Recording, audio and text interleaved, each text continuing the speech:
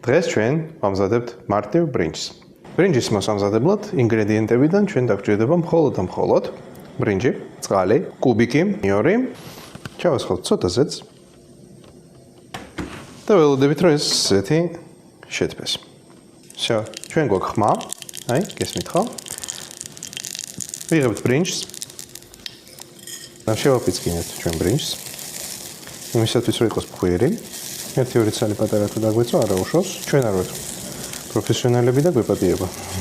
სულ შემესხა ზეთი ხელს.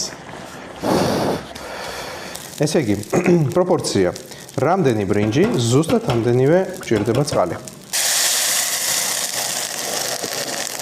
ეს არის ჩვენი ეგრეთ წოდებული კუბიკი და ნივრის რამდენიმე კბილი.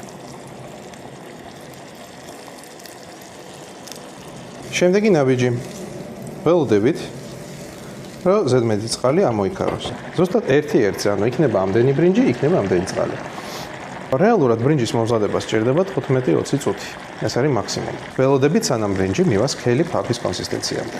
დავაყენებთ ყველაზე დაბალ ცეცხლზე და დავაფარებთ თავსახურს. აბა, თავსახური დავაფარეთ. ეხლა ველოდებით მაქსიმუმ 5-7 წუთი და ჩვენი ბრინჯი მზად იქნება. ესე ჩვენი ბრინჯი მზად არის.